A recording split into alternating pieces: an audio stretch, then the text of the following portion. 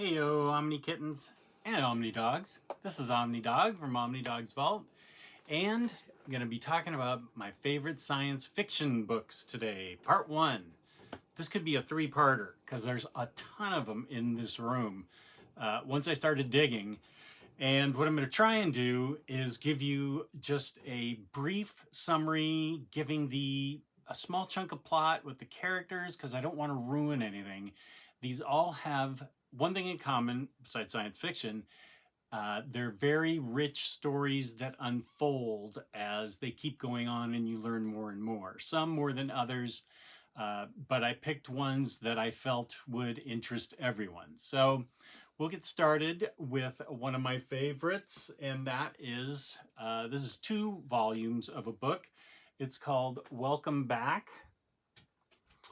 And it is about 2 warriors who continually get reincarnated all the time, dating back millennium. They've lived hundreds of lives, and they keep, as they get older and they're reborn, their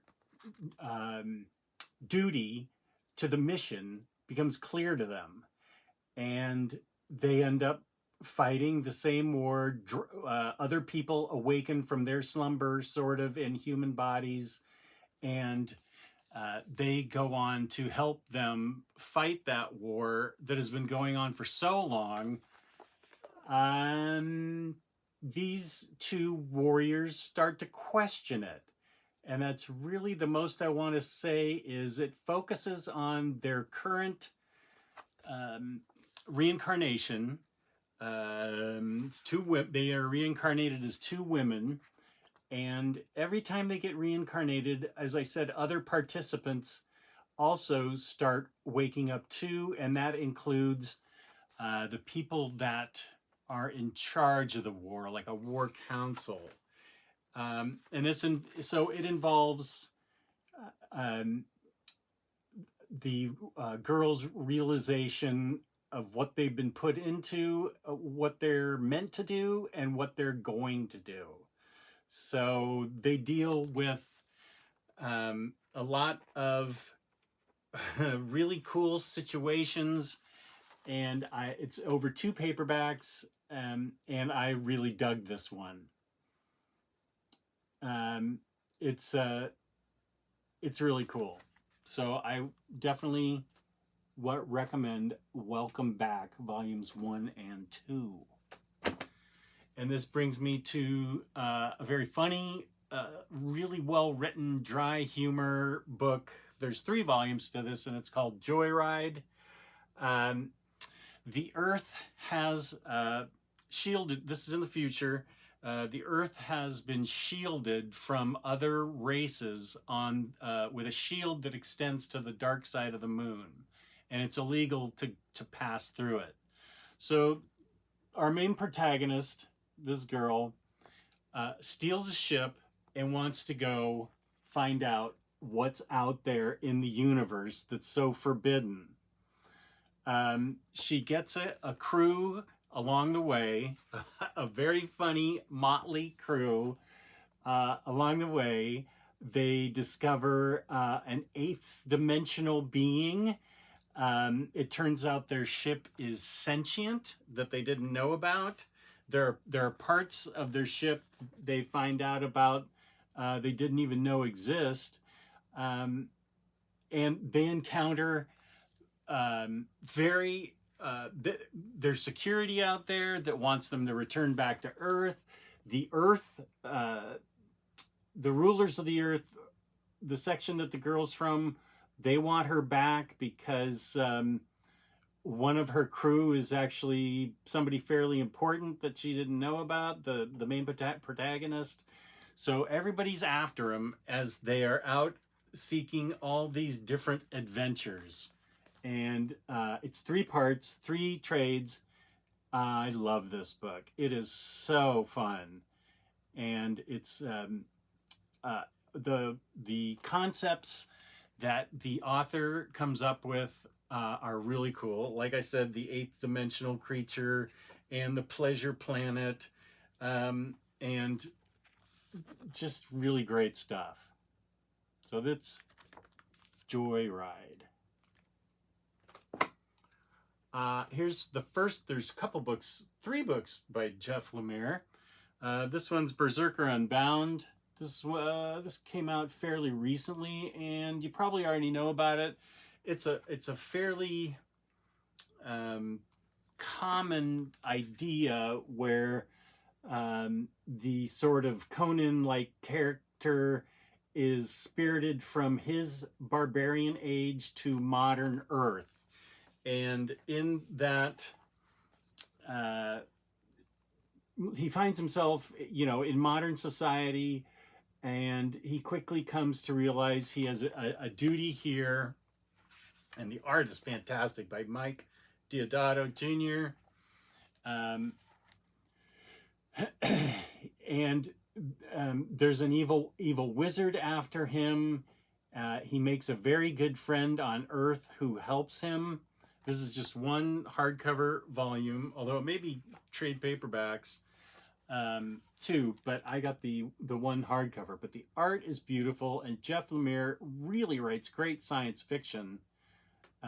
Although this could be considered fantasy, I guess. I consider anything with a wormhole to be science fiction.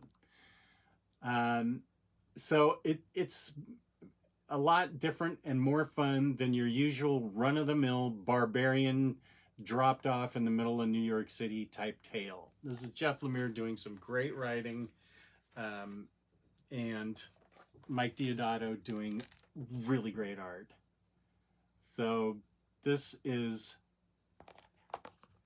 highly recommended. Next comes one of my favorite books ever that, of course, got a hardcover edition because I own all the trades. And this is Skyward. And it's a pretty simple concept that the author takes. The art is great. The author takes this concept and does a lot of things with it. What happens if gravity disappears on Earth for the most part? How would we adapt? How do we travel? Where do we go? How do we conduct business? And it's all about how you live your life when there's no gravity. There's a lot more to it, of course. There's a female main protagonist who is a very strong woman who loses her mother on the day that gravity disappears. Her father is a major expert on gravity and had predicted this the whole time, but he gets discredited by the bad guy. And this is all about her venturing out to help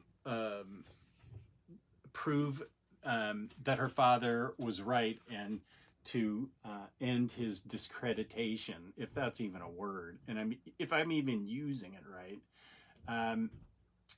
But the woman's name is Willa, and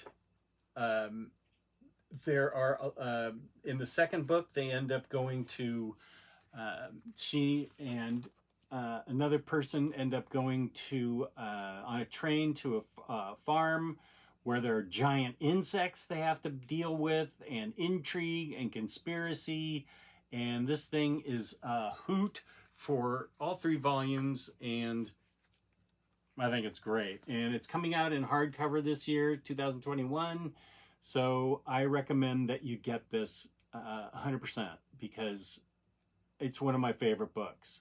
Super great art, super good writing, Skyward.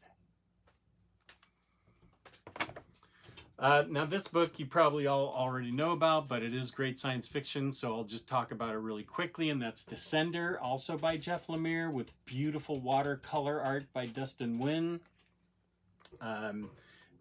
The galactic planets have been invaded by these harvesters. Let's see if I can get a good shot of this.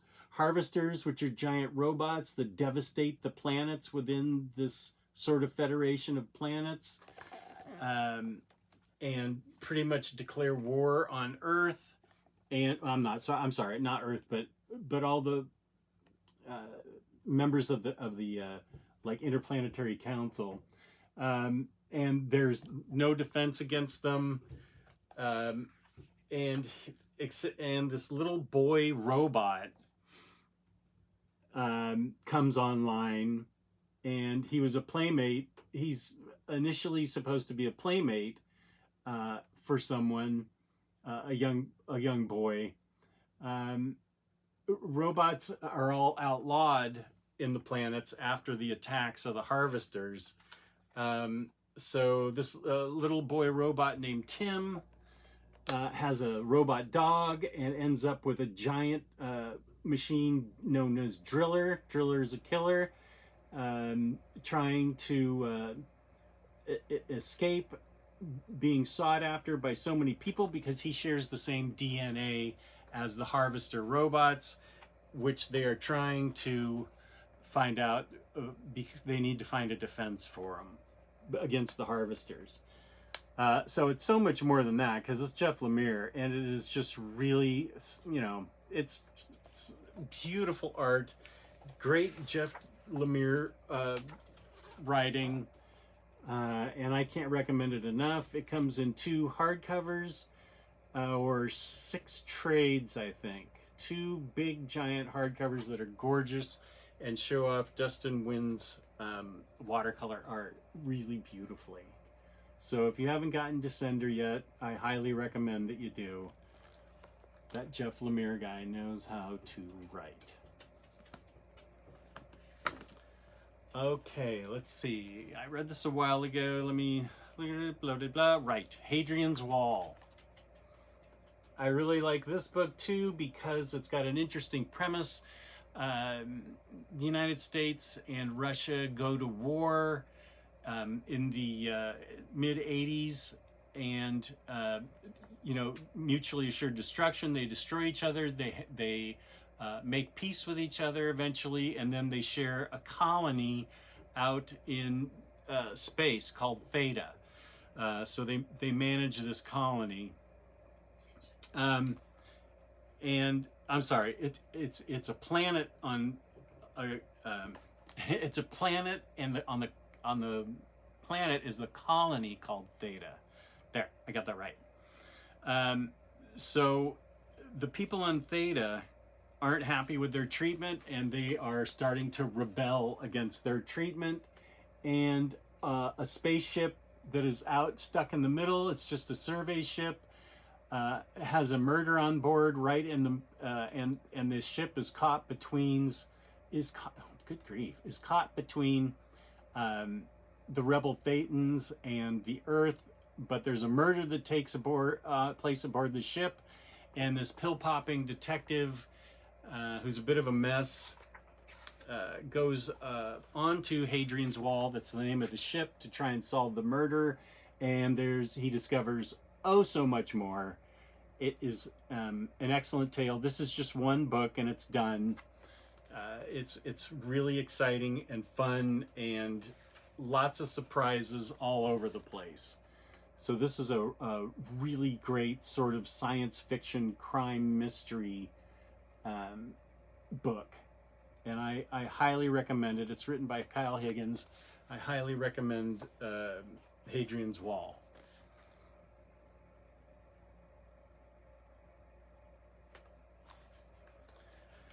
Let's see, the next one is 2 paperbacks. I just have one here, Infinite Dark. Infinite Dark is the universe has been wiped out, and there's one ship left, and it looks like this. And everything's there's a huge population on the ship. Everything's peaceful until they run into a problem with an entity that takes exception to their existence. The ship is the only thing left in the known universe. So what the heck is still out there? That's a good question. It's a science fiction thriller. And I can't tell you more than that because that would ruin the story. but it's really, really, really good. And I dig it because, of course, there's all kinds of subplots going on the ship as they deal with other things that are going on the ship. And there's also something that wants them dead. So the art's really nice, and it's really well written by Ryan Cady, and it's an Image comic. Let's see, I'm pretty sure it's 2 volumes. Let's make sure before I say so.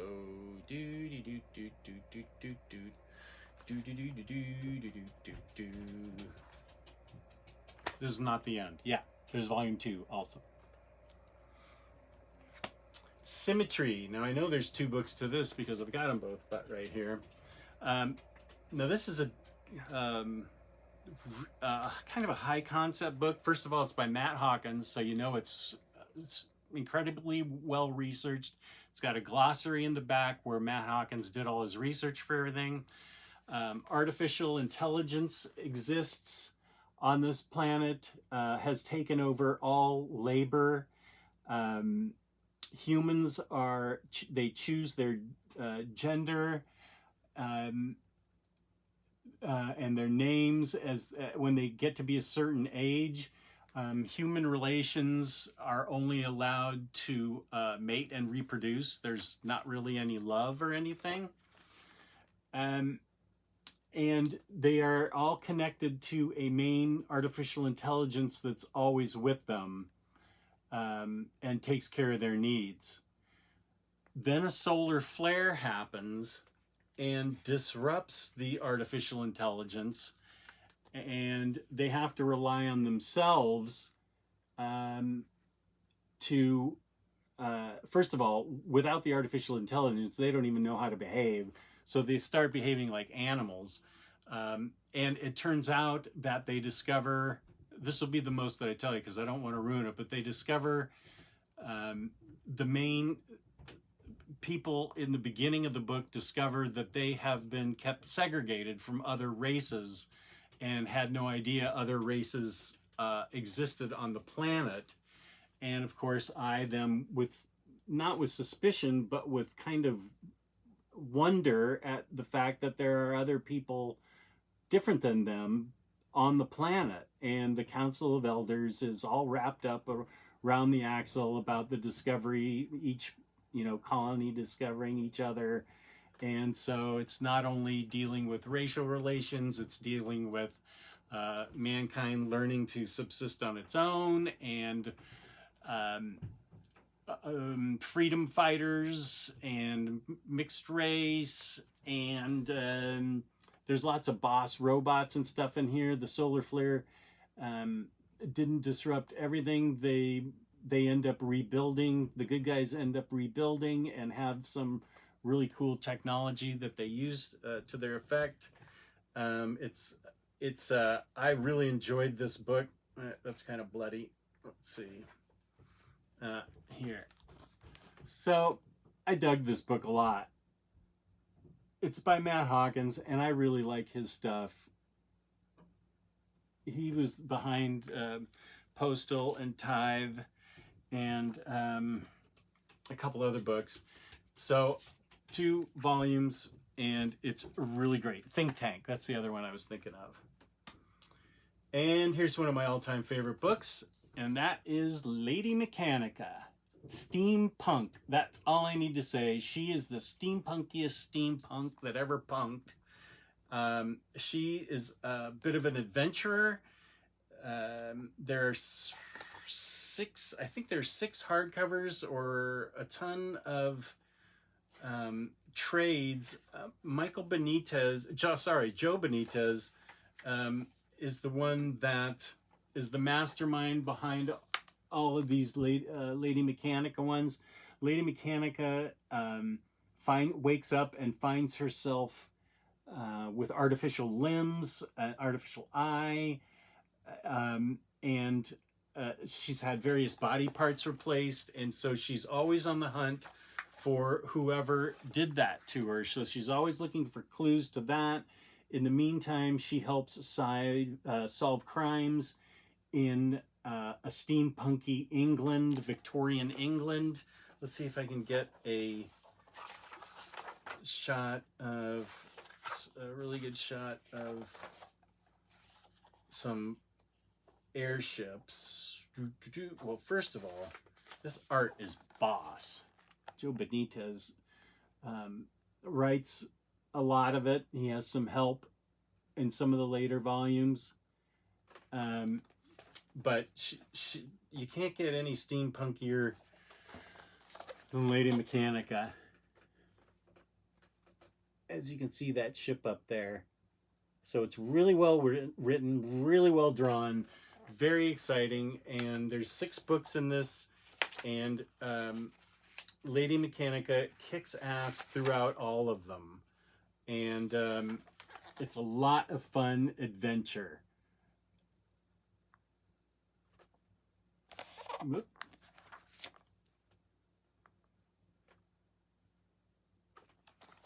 This is also one of my top books ever, Lady Mechanica. I just find this a joy to read. It's tons of fun.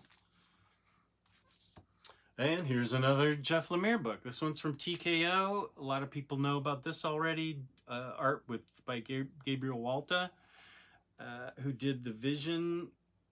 This is about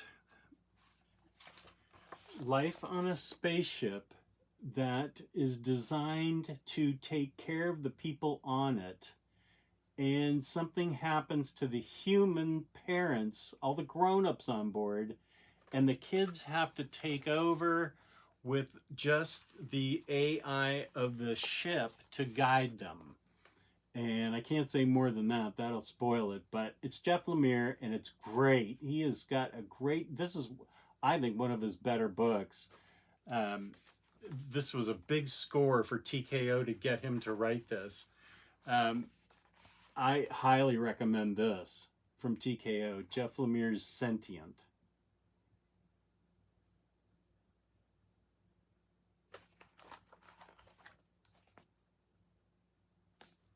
It's oversized, soft cover though.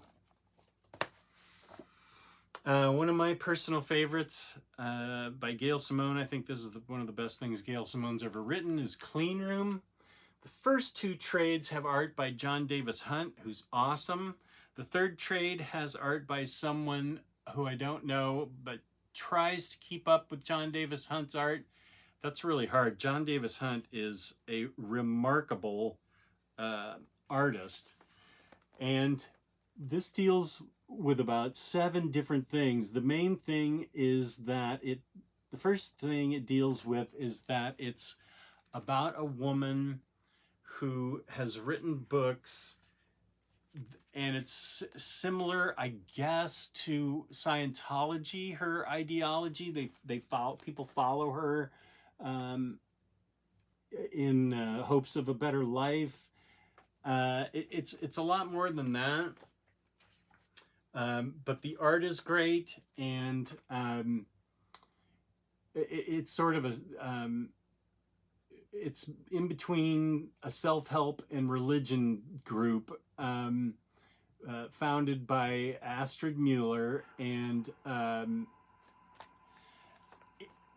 it ends up involving, well, let's see if I can tell you without spoiling it. It ends up involving creatures that they have to deal with. Let me try. I'm not making it sound as interesting as I can, just because I don't want you to, I don't want to spoil it for you. Here's a really great scene.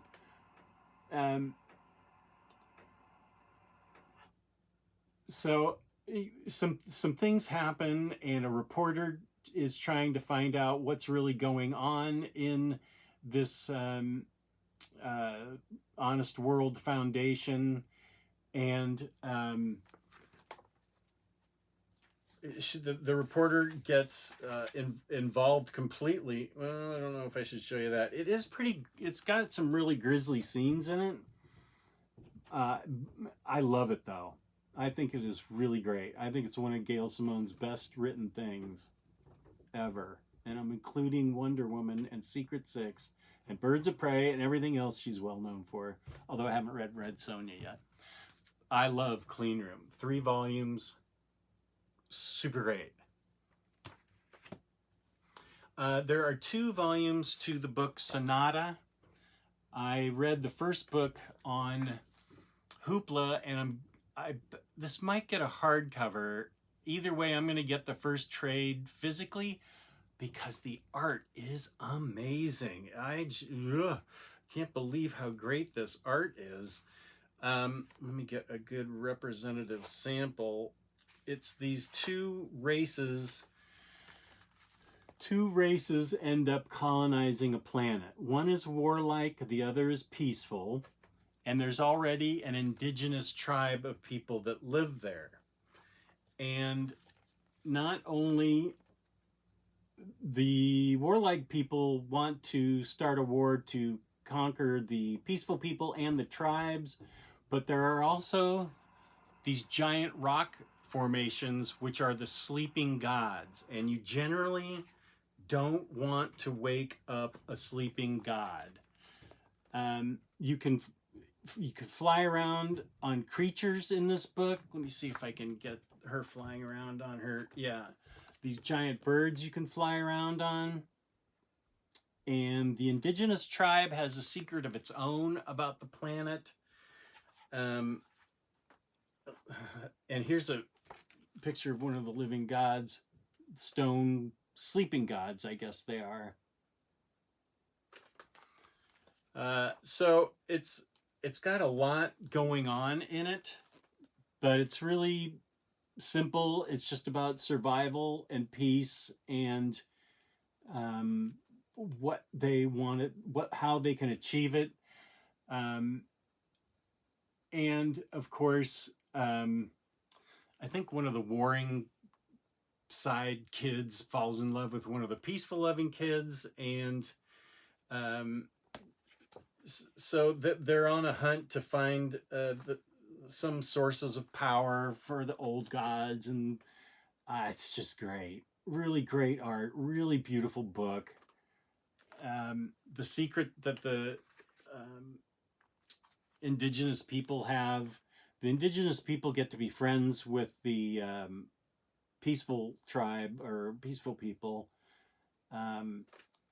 So I dug this book a lot, which is why I'm recommending it. Sonata, volume 1 and 2.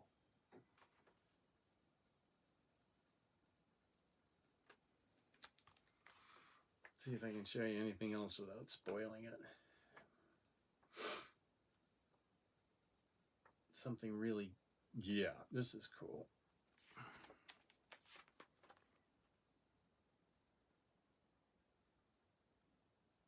Okay, that's by Image. I talked about this in Books of the Year. Oh, I talked about Sonata in Books of the Year for 2020. This is Strayed. This is about an astral traveling cat, and this is one I really can't spoil, but the cat can astral travel and it has a companion, a human companion, and the cat's job is to astral travel and find new planets for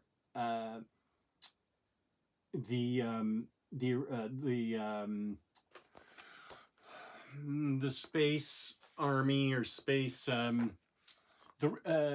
for the rulers to colonize. That's what the astral traveling cat has a knack for, finding inhabitable planets for the ruling council to go and populate. There's way more to this story than that. The cat and her human companion have a wonderful relationship, and there's plenty of bad guys, and the cat discovers all kinds of interesting things on its astral travel, and I love this book. This is a Dark Horse book, and it's just one book. Oh, Wando did the art, okay, and Carlos Gaffoni did the writing. Okay, wait. This is a reboot, so... wait, what's this a reboot of? Yeah, okay. The Authority Omnibus. Probably everybody out there already knows about it. One of my favorite books ever.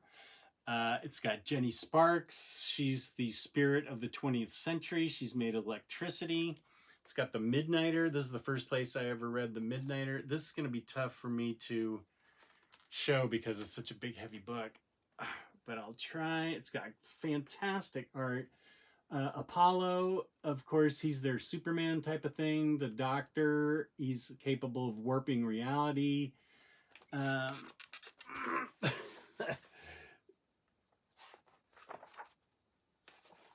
These Jack Hawksmoor, he's got sort of treads on his feet and he can feel and talk to cities.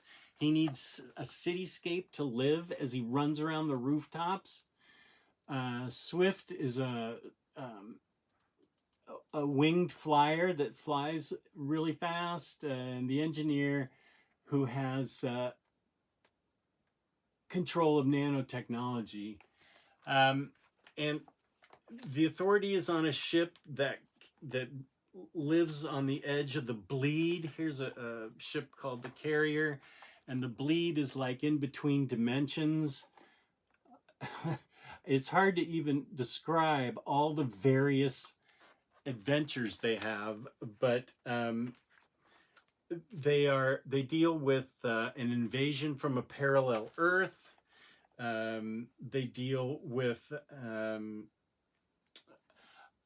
the first story is on Earth, where a supervillain tries to declare war on the rest of the world and conquer the rest of the world, and it's solved very interestingly by Midnighter. These guys all, there's lots and tons of fights that are great in all their different ways because of all their different talents, but it's also, this is by Warren Ellis, so it's got a lot of really cool physics type, quantum physics type, mind-bending concepts, where they can just call for a door and the door opens and takes them where they want to go or back to the ship. And it contains my favorite panel ever in comics, when the parallel universe invades and Jack Hawksmoor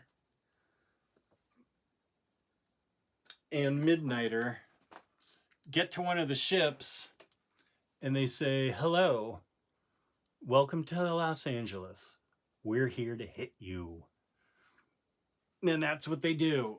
They kick ass in all these different kinds of multi-physical, physics-related unrealities and realities. And the Authority came from Stormwatch and has gone through several teams. This is one of my favorite teams. Warren Ellis did the first half, and Mark Miller did the second half with different art. I won't say that both halves are equal, but Mark Miller, it's probably, his stuff isn't quite as good as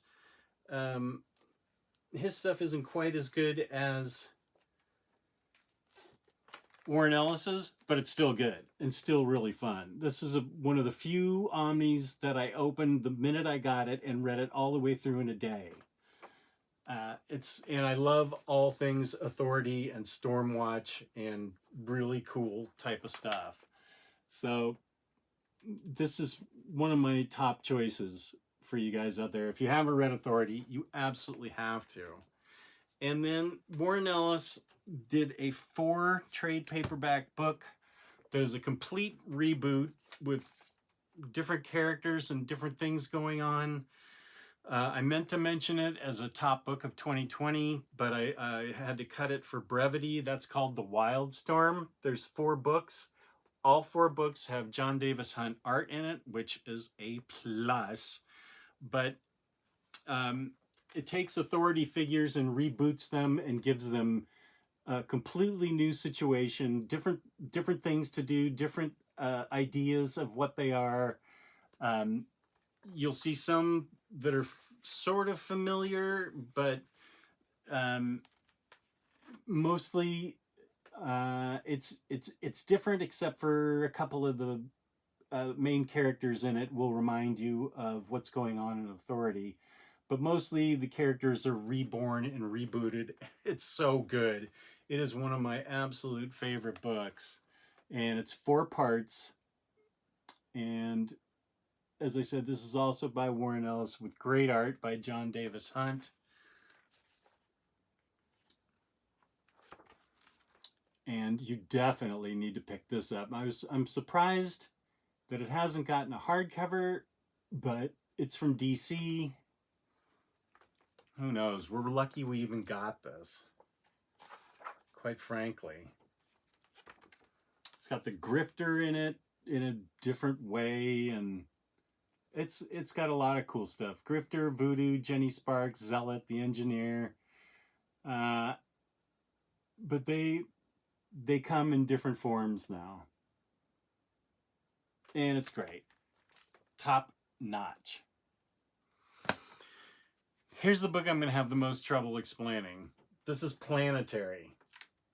I wish I could just say, this is great, buy it, because it's hard to explain. It's got Elijah Snow, a guy known as the Drummer, who uses drums to tap into technology and machines, and then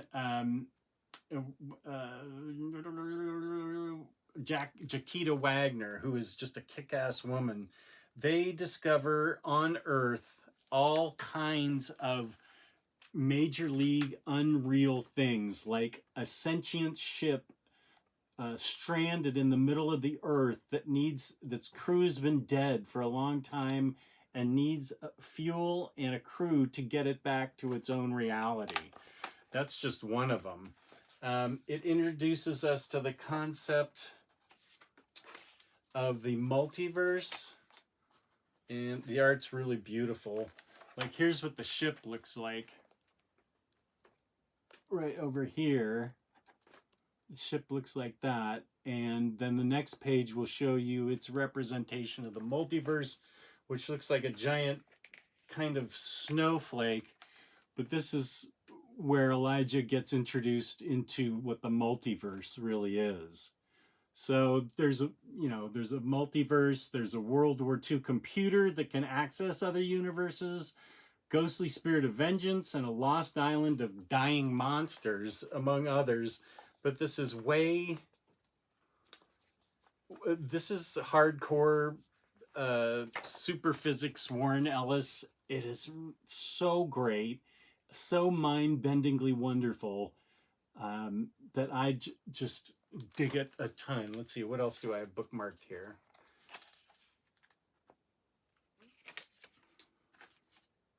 Oh, this part where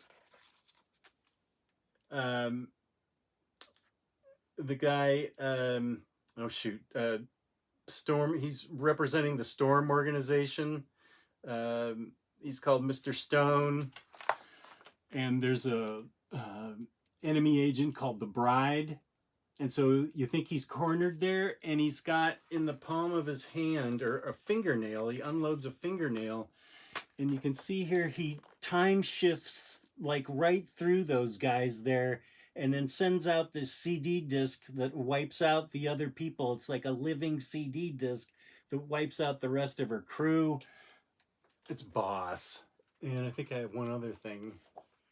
Oh, and then Elijah Wagner takes some special tea and takes a journey into the microsphere. So he goes down, down, down.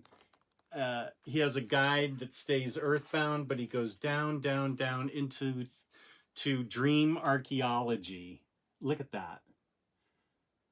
So I have no idea if I've done a good job explaining this or not.